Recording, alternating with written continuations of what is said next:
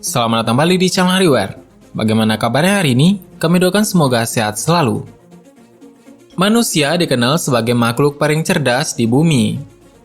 Berkat kepandaiannya, manusia berhasil menciptakan berbagai peralatan untuk memudahkan kebutuhan manusia dan melakukan hal-hal yang mustahil dilakukan oleh makhluk hidup lainnya.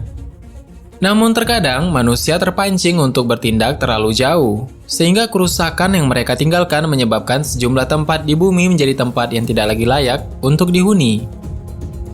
Berikut adalah contoh tempat-tempat tersebut.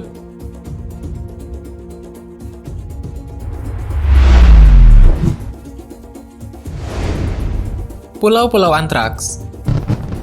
Antraks adalah nama dari penyakit yang disebabkan oleh bakteri. Penyakit ini amat ditakuti karena bisa menginfeksi aneka bagian tubuh dan memiliki resiko kematian bagi korbannya. Oleh karena itulah, antraks sempat dikembangkan sebagai senjata biologis dan percobaannya dilakukan di tempat yang terisolasi supaya bakterinya tidak menyebar. Dan di dunia ini ada 3 pulau yang pernah dijadikan sebagai tempat percobaan antraks.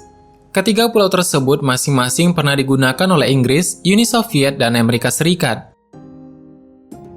Pulau Gruinard adalah sebuah pulau kecil yang terletak di lepas pantai Skotlandia, Inggris Raya. Pulau tersebut sebagai tempat menguji coba antraks oleh militer Inggris semasa Perang Dunia Kedua. Sebagai akibatnya, pulau tersebut sempat tidak bisa dihuni oleh manusia hingga akhir abad ke-20 karena dipenuhi oleh spora bakteri antraks. Pulau untuk keperluan percobaan antraks bukan hanya terletak di laut lepas. Pulau Vozrozhdenia adalah nama dari suatu pulau yang terletak di Laut Aral, danau raksasa yang terletak di perbatasan Kazakhstan dan Uzbekistan. Dan saat Uni Soviet masih berdiri, pulau tersebut pernah digunakan oleh Uni Soviet untuk uji coba senjata biologis pada tahun 1950-an. Dan Pulau Vozrozhdenia sekarang sudah menghilang karena menyusutnya Laut Aral akibat kekeringan dan pengalihan jalur sungai menyebabkan pulau tadi kini menyatu dengan daratan yang ada di tepi Laut Aral. Dan untuk contoh kasus Amerika Serikat, mereka melakukan percobaan senjata biologisnya di Pulau Plum yang letaknya tidak jauh dari New York. Dan kabarnya bahwa pulau tersebut pernah hendak dijual oleh pemerintah Amerika Serikat. Namun adanya kekhawatiran mengenai sisa-sisa bakteri antraks yang mengendap di sana menyebabkan rencana penjualannya masih belum bisa terlaksana. Atol Bikini. Atol adalah sebutan untuk pulau yang terbentuk dari gugusan terumbu karang. Salah satu atol paling terkenal di dunia adalah Kepulauan Atol Bikini yang terletak di Samudra Pasifik. Namun sayangnya atol tersebut terkenal bukan karena hal yang positif. Di Atol Bikini sejak tahun 1940-an, Amerika Serikat pernah melakukan percobaan meledakkan bom nuklir. Sebelum percobaan dilakukan, penduduk di Kepulauan Bikini dipindahkan secara paksa. Dimulai sejak tahun 1946, pemerintah Amerika Serikat total sudah melakukan 67 percobaan nuklir di Kepulauan Bikini dan Kepulauan Marshall. Sebanyak 23 diantaranya mengambil tempat di Kepulauan Bikini. Dan pada tanggal 1 Maret 1954, Amerika Serikat meledakkan bom hidrogen Bravo, sebuah bom nuklir dengan bobot 15 megaton dan daya ledak 1000 kali lebih besar dibandingkan bom atom yang pernah dijatuhkan di Hiroshima. Dan akibat dari ledakan bom Bravo, sebanyak 3 pulau yang terdapat di Kepulauan Bikini mengalami kehancuran.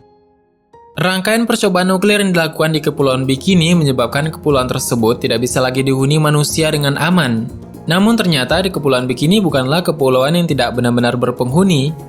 Di gugusan kepulauan tersebut, terdapat sejumlah orang yang bertugas melakukan pemeriksaan kadar radiasi di Bikini secara berkala. Dan karena Kepulauan Bikini sekarang sudah tidak lagi digunakan sebagai tempat percobaan nuklir, pemerintah Amerika Serikat kini sedang mencari cara supaya penduduk asli kepulauan tersebut bisa kembali menghuni Bikini. Namun, masih tingginya kadar radiasi dan unsur strontium 90 menyebabkan penduduk asli Kepulauan Bikini masih belum bisa kembali ke tanah asalnya hingga sekarang. Dan tahukah kita bahwa strontium merupakan senyawa yang amat berbahaya bagi manusia karena bisa menyebabkan korbannya mengalami kanker darah dan kanker tulang. Yang selanjutnya adalah Chernobyl. Salah satu bencana kecelakaan nuklir terparah di dunia pernah terjadi di reaktor nuklir Chernobyl pada tahun 1986. Keberadaan sistem darurat otomatis menyebabkan radiasi di Chernobyl tidak akan menyebar hingga terlalu jauh. Dan ledakan reaktor Chernobyl diduga terjadi akibat fasilitas dalam reaktor yang sudah usang. Sebagai akibatnya, ketika terjadi insiden, radiasinya tidak sampai menyebar hingga ke Eropa Barat dan Asia Timur. Saat kebocoran reaktor terjadi, sebanyak 31 orang tewas akibat terpapar radiasi. 28 di antara mereka adalah petugas pemadam kebakaran dan staf reaktor yang sedang berusaha payah mencoba menutup reaktor supaya ledakannya tidak terlampau besar. Setelah insiden tersebut, daerah yang berada dalam radius 30 km kini ditetapkan sebagai zona yang tidak boleh ditinggali manusia.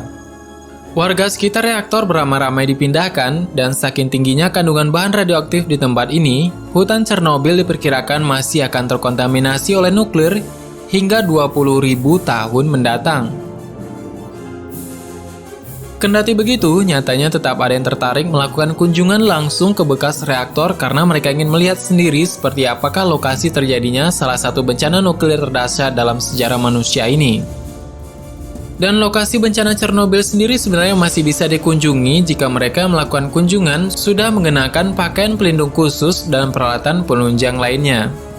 Itulah beberapa tempat yang telah berbahaya karena ulah manusia sendiri dan tidak bisa lagi ditempati oleh manusia yang berada di bumi.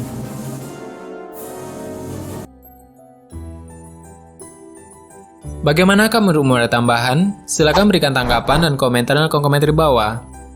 Sebenarnya sangat banyak hal yang belum akan kita bahas. Tetap nantikan video selanjutnya dengan menekan tombol subscribe dan klik ikon lonceng yang berada di sebelahnya.